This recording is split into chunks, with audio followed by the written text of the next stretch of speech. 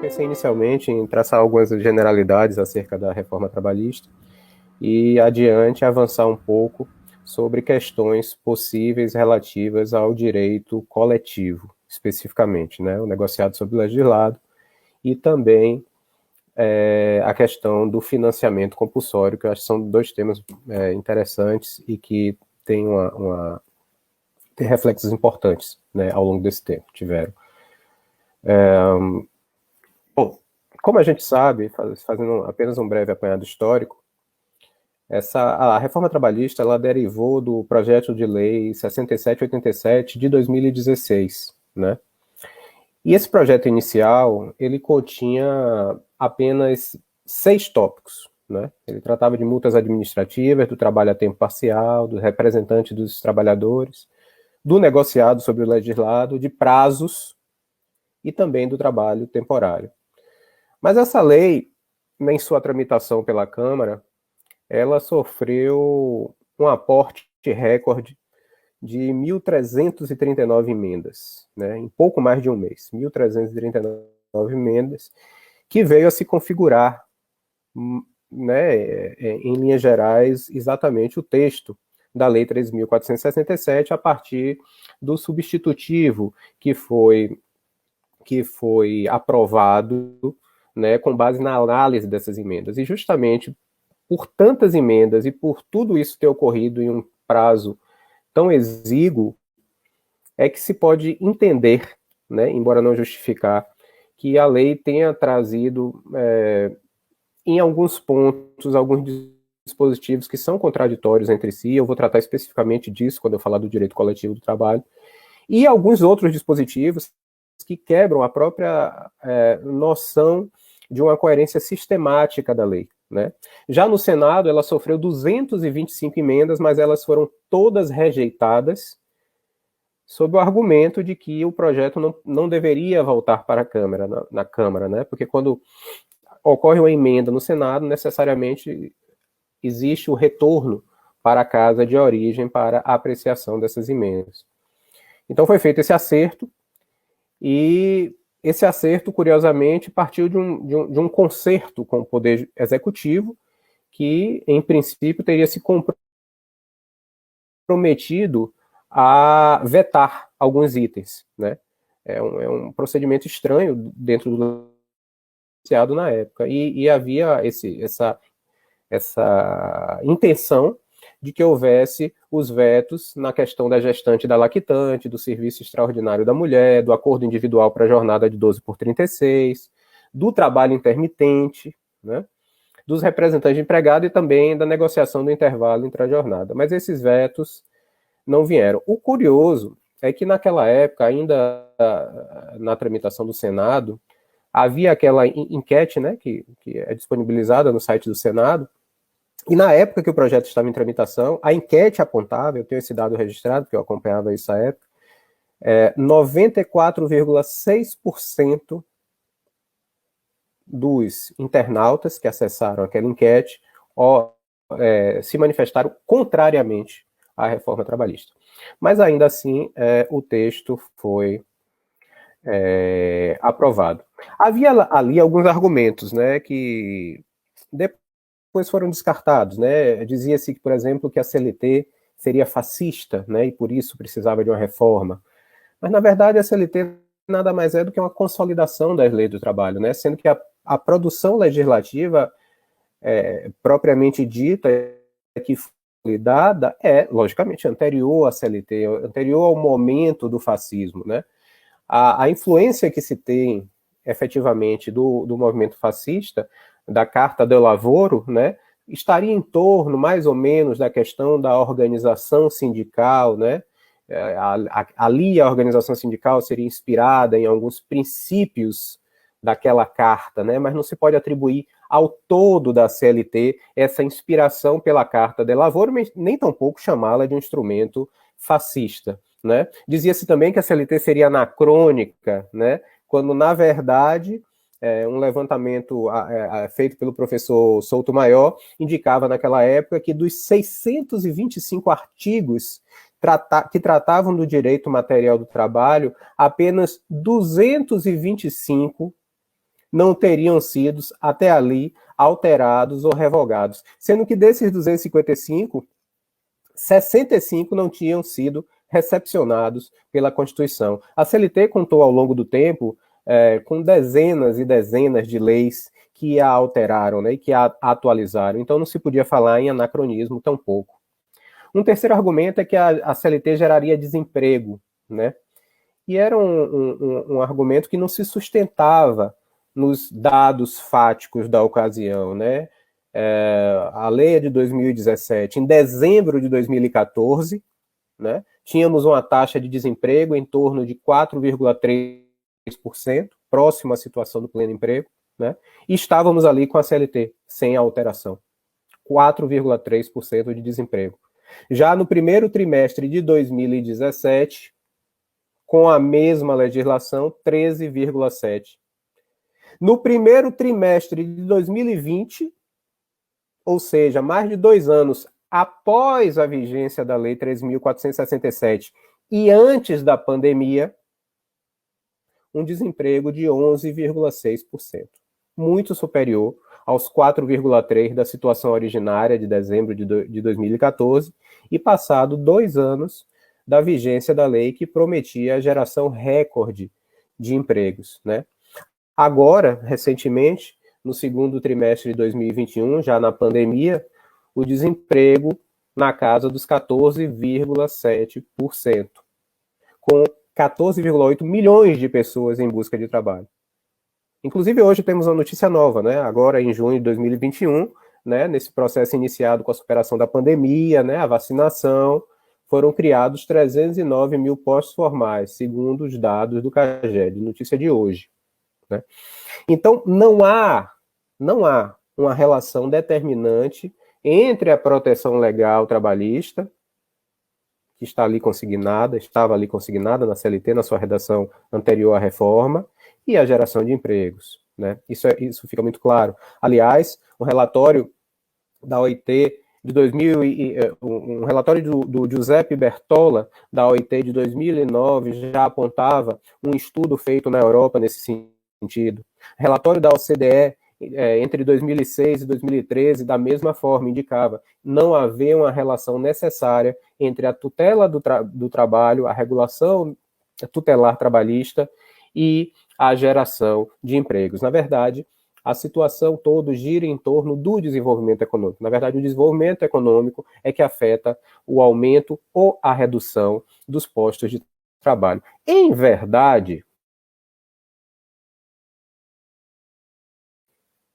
quando se precariza ou diminui a tutela, o que pode acontecer é o contrário, né? Partindo-se do pressuposto de que o salário é fonte de subsistência do trabalhador, mas também é fonte de consumo para as empresas, né? Então, ao se precarizar direitos, ao se reduzir a proteção, ao se diminuir direitos, se reduz, por consequência, o consumo e também o lucro do empresário. E a pandemia está aí para escancarar essa realidade, né? Daí a necessidade do Estado ingressar com recursos para garantir o auxílio emergencial, né, pela Lei 13.982, e agora, mais recentemente a medida provisória 1039, o benefício emergencial com a Lei 14.020, agora com a medida provisória 1045. Então, tudo isso revela a necessidade de se garantir renda também à população para fazer a roda da economia fluir. Temos a comemorar, nesses 4 anos, em termos gerais, existem pontos positivos. Poderíamos apontar alguns pontos positivos. Por exemplo, a garantia contra a dispensa imotivada prevista no artigo 611-A, parágrafo 3º, trazido com a reforma, né? Aquele que diz, se for pactuado uma cláusula que reduza salário ou jornada, a norma coletiva deverá prever uma proteção do empregado contra a dispensa imotivada durante o prazo de vigência. Há aquela multa pela discriminação, prevista no artigo 461, no parágrafo 6º, no caso de comprovada discriminação por motivo de sexo, etnia, o juiz determinará, além do pagamento das diferenças salariais cabíveis, uma multa de 50% do limite máximo, né, do teto do INSS. Poderíamos citar também na Lei 6.019, artigo 4º-C, né, algumas garantias asseguradas à empresa prestadora de serviço, né, de alimentação, de direito de utilizar serviços de transporte, atendimento médico e ambulatorial. Mas essas normas que trazem realmente algum agregado em termos de tutela são muito poucas comparadas às que trazem a precarização e a redução de direitos. E um dos aspectos negativos principais diz respeito a um dos argumentos que era utilizado na época como justificativa para a reforma trabalhista, que é que, dizia-se naquela época, a CLT causa excesso de processos na Justiça do Trabalho. Houve até um ministro do Supremo Tribunal Federal que declarou num evento na Inglaterra de que o Brasil teria mais processos trabalhistas do que todo o resto do mundo juntos, né? E esse dado não tem data vênia, nenhuma comprovação empírica, muito pelo contrário, né? Todas as estatísticas demonstram o inverso, né? E é muito interessante isso, porque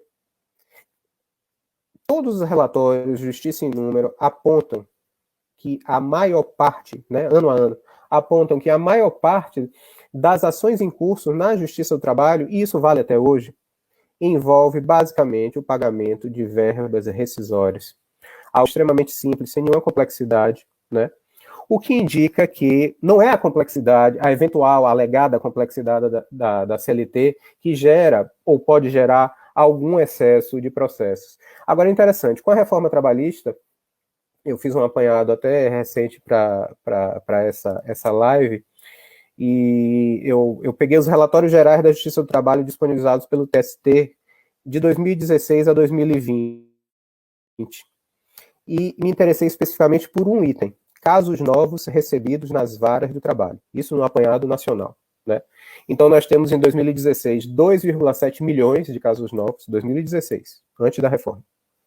2017, já com um pouco da reforma a partir de novembro, cai de 2007 para 2,7 milhões para 2,6 milhões. Em 2018, já sob a égide da reforma, 1,7 milhão. Em 2019, 1,8 milhão, teve milhões, né? Teve uma pequena recuperação. E agora, 2020, já no ambiente da pandemia, né? Que já era um outro agravante a essa situação, 1,4 milhões. Então, partimos de uma realidade de 2,7 milhões em 2016 para hoje, 2020, pós-reforma, pós-pandemia, com 1,4 milhões, ou seja, quase a metade. Quase a metade. Agora, a grande pergunta é: houve redução da lesão a direitos trabalhistas? Houve uma maior simplificação da norma para evitar que a lesão ocorra? Em princípio, parece que não. Ou será que, na verdade, o próprio acesso à justiça em si se tornou mais difícil? Talvez essa seja uma das possíveis soluções que expliquem essa queda vertiginosa dos processos. E aí, para ficar apenas num ponto, eu trataria da nova disciplina, ou da nova disciplina, melhor dizendo, da adição da disciplina dos honorários sucumbenciais no bojo da CLT. Estou tratando aqui especificamente do artigo 791-A, que traz uma medida justa, que é o cabimento de honorários da sucumbência dentro do processo do trabalho, em valores fixados, né, no mínimo de 5%, no máximo de 15%, sobre o valor que é resultado da liquidação da sentença, ou do proveito econômico obtido, ou, se não for possível, mensurá-lo do valor atualizado da causa. Isso é justo? É. Não há nenhum questionamento sobre isso. A grande questão é o parágrafo 4º do dispositivo, desse dispositivo, do artigo 791-A. Porque ele diz: vencido o beneficiário da justiça gratuita, desde que não tenha obtido em juízo, ainda que em outro processo, créditos capazes de suportar despesas, as obrigações decorrentes de sua sucumbência ficarão sob condição suspensiva de exigibilidade, somente poderão ser executadas se, nos 2 anos subsequentes ao trânsito julgado da decisão que as certificou, o credor demonstrar que deixou de existir a situação de insuficiência de recursos. É essa disciplina que talvez é nela que talvez resida a chave da explicação dessa queda de processos. Porque, ainda que ele seja beneficiário da gratuito, mas se ele tiver crédito naquele processo, ele vai arcar com os honorários da sucumbência, mesmo beneficiário da justiça gratuita. E isso, evidentemente, vai gerar, sim, um desestímulo à propositura da ação, ainda que o autor se entenda no direito. Por quê? Porque nem sempre é possível provar. O processo, muitas vezes, a parte pode entender que tem razão, pode entender que sofreu efetivamente uma lesão, vai buscar o judiciário, mas, às vezes, por algum acidente, não consegue provar aquilo que está dizendo. E quando o ônus da prova lhe incumbe, isso pode significar, não é, a cedência do seu pedido. E, com isso, acarretar o dever de arcar com os honorários da sucumbência da parte contrária. Isso é um fator de desestímulo. E isso pode influenciar, sim, na redução do número de processos, mas não porque esteja havendo menos lesão, mas não porque a legislação esteja mais simplificada, e sim pelo receio propriamente dito do ajuizamento da ação. Esse dispositivo teve a sua constitucionalidade questionada na ADIM 5766, proposta pela PGR, né? E o ministro Barroso, o relator, entendeu de julgar parcialmente procedente o pedido, né? Dizendo que o direito à gratuidade da justiça pode ser regulado de forma a desincentivar a litigância abusiva, mas ele fixou alguns limites para isso. Então ele disse: a cobrança de honorários sucumbenciais pode incidir sobre verbas não alimentares, a exemplo de indenização por danos morais em sua integralidade, ou sobre o percentual de até 30% do valor que exceder o teto do INSS. Né? Então ele criou algumas balizas para uma interpretação conforme desse dispositivo. Já o ministro Fachin, por seu turno, julgou integralmente procedente o pedido da ADIM, né? Entendendo ali haver uma ofensa ao direito fundamental da assistência jurídica integral e gratuita, do acesso à justiça, né? E é a consideração de que honorários sucumbenciais são despesas processuais, razão pela qual tem que ser abarcadas pelo benefício da justiça gratuita. Após isso, né, ainda em 2018, em maio de 2018, o julgamento foi suspenso em virtude de um pedido de vista antecipada do ministro Fux, que relatou que devolveria o processo em breve tempo, e estamos aguardando, então, a conclusão do julgamento. É um tema muito polêmico, é um tema altíssimo, e que deveria contar com a necessária celeridade para que se resolvesse e se trouxesse segurança jurídica às partes no processo do trabalho. Mas, dito isso, eu vou falar brevemente aqui, eu sei que meu tempo já está se esgotando, sobre algumas reflexões em torno do direito coletivo. A primeira é sobre o negociado sobre o legislado. Né? A reforma trabalhista trouxe, no artigo 8º, parágrafo 3º, o chamado, ali, princípio da intervenção mínima na autonomia coletiva, que tenta limitar a atuação da Justiça do Trabalho a uma análise exclusivamente da conformidade dos elementos essenciais do negócio jurídico. Né? Isso aí, sem dúvida, em princípio, parece violar o princípio de acesso à justiça na medida em que ele limita ou tende a limitar a apreciação do Poder Judiciário. E, em seguida, né, no artigo 611-A, traz o chamado, o que se chama de negociado sobre legislado, que é a possibilidade da norma coletiva prevalecer sobre a lei em determinados temas. Na verdade, o negociado sobre legislado não surge com a reforma trabalhista, né?